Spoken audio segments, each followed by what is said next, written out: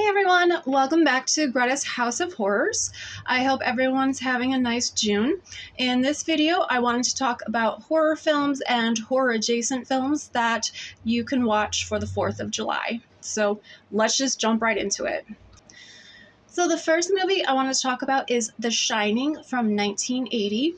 This film is an adaptation of Stephen King's book, and it's about a father who takes a job watching over a hotel during its off-season, and he brings his family along.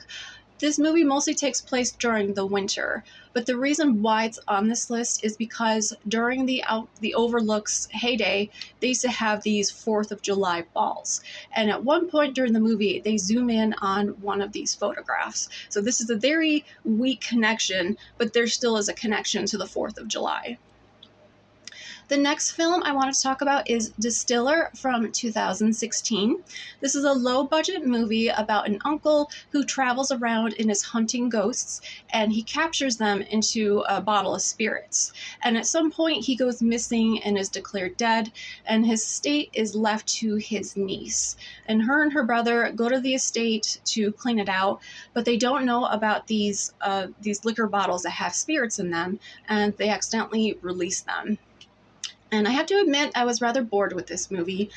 I liked the concept of it, and I liked the flashback scenes with the uncle, but every time they cut back to the siblings, I honestly just mentally checked out. So I didn't really care for this movie, but this movie does count. The next movie I want to talk about is Reelected from 2020. This is also another low-budget movie about a group of friends who rent a cabin in the woods, and they accidentally resurrect the founding fathers, and they become homicidal zombies. And there's two siblings that are trying to figure out how to undo this curse. And I mean, overall, it was okay. It was just an okay watch, but this obviously takes place around the 4th of July. The next movie is The Evil in Us from 2016. This movie is about a group of friends who rent a cabin in the woods, and one of the friends happens to bring cocaine with him. But this cocaine has been bioengineered and weaponized, and everyone who takes the cocaine turns into these violent cannibals. That it sort of reminds me of the rage virus from 28 Days Later. So this throughout the movie, it also starts to have like this government conspiracy thing. So again, this is one of kind of mediocre films, but this does take place around the 4th of July. The next movie is Uncle Sam from 1996. I had previously mentioned this movie in my last video for Memorial Day horror films. This movie can double for both Memorial Day and for 4th of July.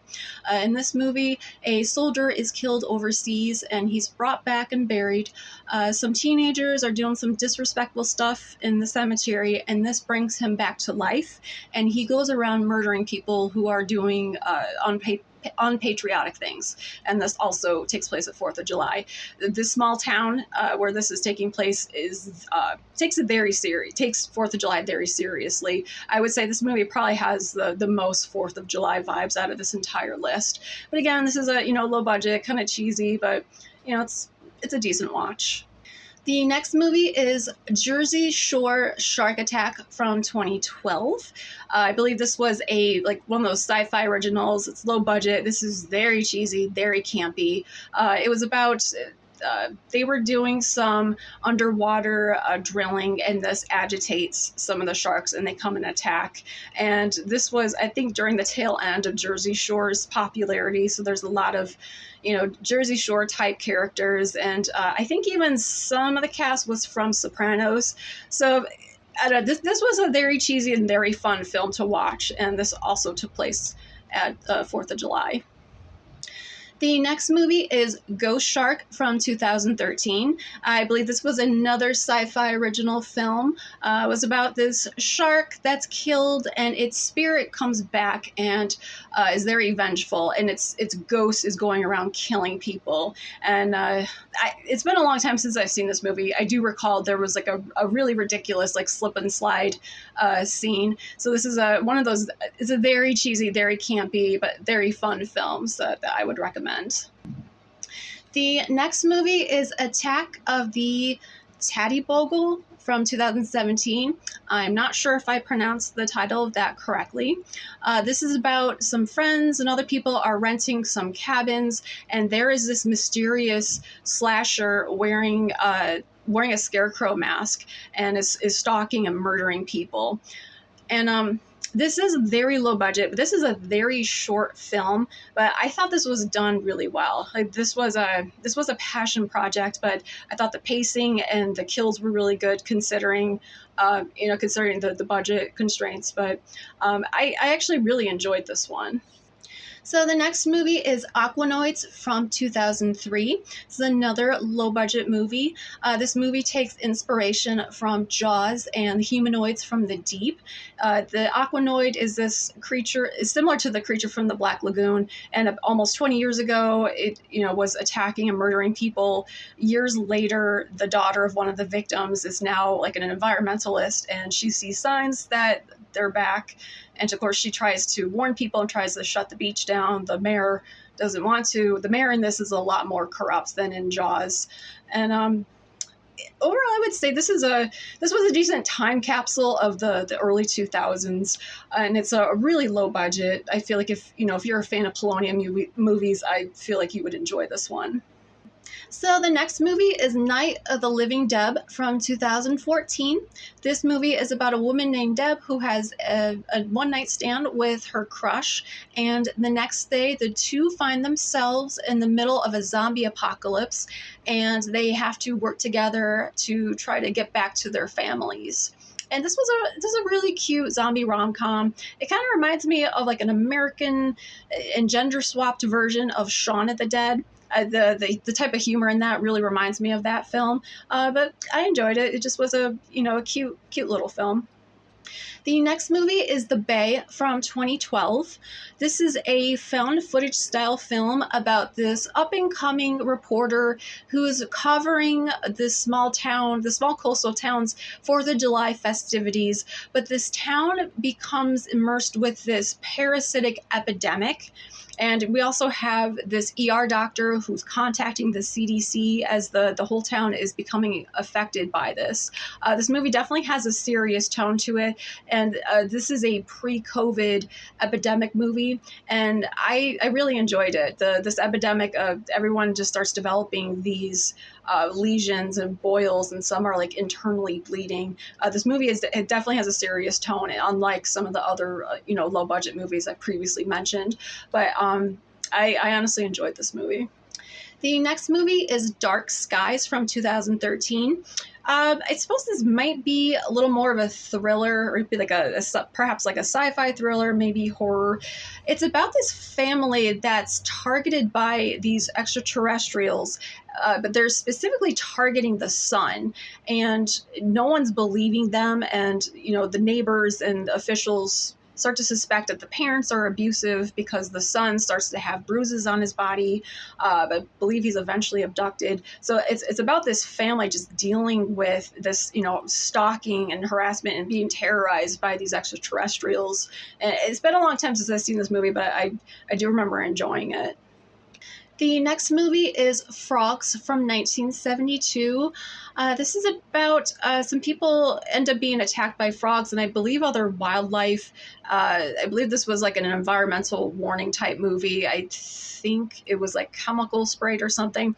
It's been a long time since I've seen this one. I think I watched this on Svengoolie years ago.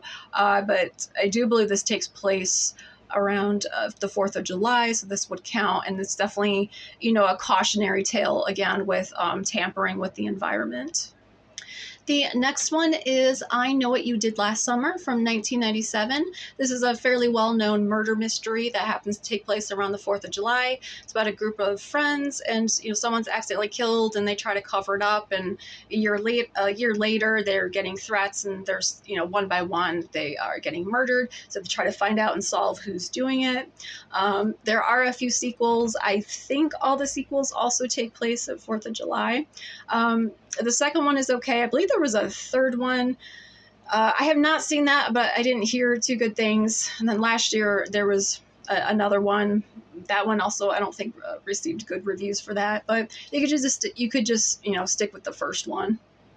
And the next movie is not quite a horror movie, it's more of a thriller, and that is Cape Fear from 1991. It's about this rapist who is in jail. He's served his time and he's out, but he has vengeance on his mind for the attorney who had originally was defending him. So he slowly, stalks and harasses the family. So again, it's not quite horror, it's more thriller, but this does take place around the 4th of July, and I do believe they are currently working on a remake. And this next one, I don't really believe is horror at all, but I grew up watching this movie, so this one is always, sort of like a traditional movie for me, and that is Independence Day from 1996. This is more of a sci-fi action movie, and it's about spaceships just start appearing all over the globe. No one knows what's going on. Eventually, they do learn about the intention of these extraterrestrials, and everyone has to work together to try to resolve the problem. This is just a childhood favorite of mine. It's not horror at all, but I do like to watch this at the 4th of July. This next movie happens to be one of my favorite zombie films, and that is Return of the Living Dead. And yes, this takes place around July 4th. I believe one of the early opening cards, they do flash the date, July 3rd. So yes, this counts. You can watch this for the 4th of July. So now the final film that I'm going to talk about is, of course, the most famous shark movie of all, Sharkenstein. I'm kidding. I'm getting a little self-promotion there. Obviously, the most famous shark movie is Jaws from 1975. It's, of course, about a killer shark, and our main character is trying to warn everyone and want the beaches closed, but the mayor doesn't want to. But this movie takes place around 4th of July. So that is it for my list. If there's anything that I forgot, let me know. Or if there's any other movies that you like to watch for the 4th of July, also let me know down below. So that was it for talking about holiday horror movies.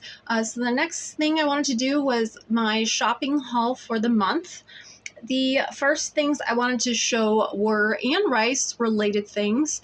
I was very excited for season 3 of Interview with the Vampire to be starting on AMC. Of course, the show has been renamed to The Vampire Lestat, as season 3 is now covering the second book with the same name.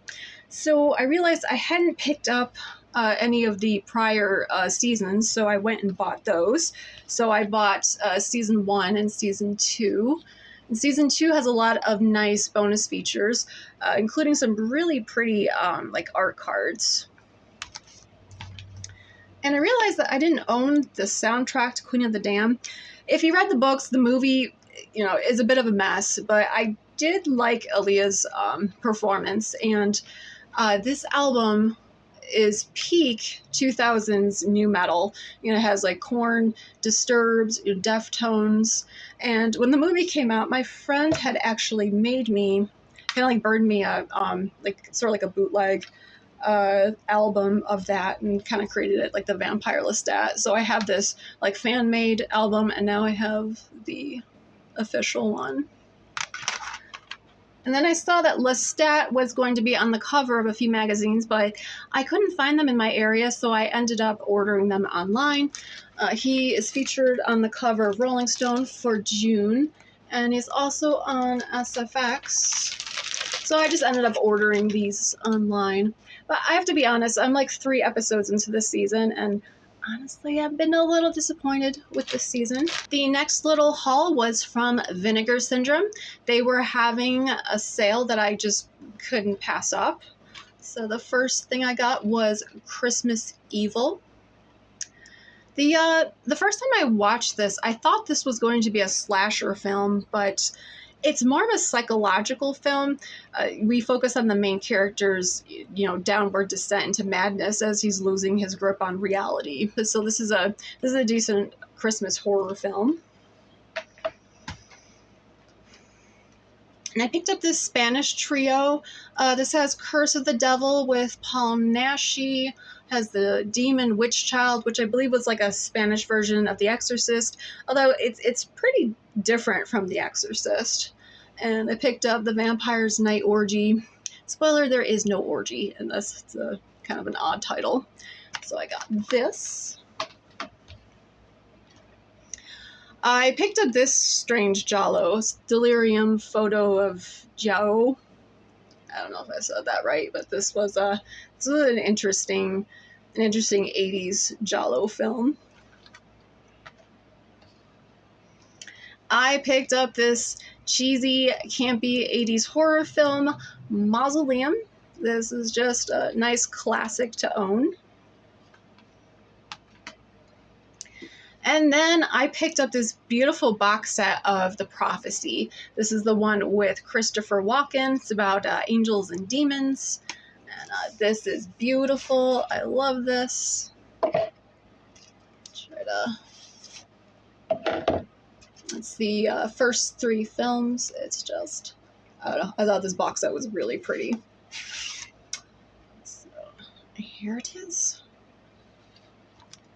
So the rest of my haul is just some random things. Some of these I got used, and others are just, I realized I didn't own them, so I just got them on sale or whatever. So the first one is The Conjuring Universe. This is a 9-film collection. This contains all the Conjuring, Annabelle, and Nun movies. I'm a fan of box sets that have all instead of having, 6 separate boxes. So I now have all of these. This has all, the only one this doesn't have is The Curse of La Llorona. I might pick that one up at some point. So I have this neat box set here. I also picked up the Resident Evil box set that contains all the movies. I previously just had the first 2 on DVD, so now I can take those to the used game store and trade in for something else.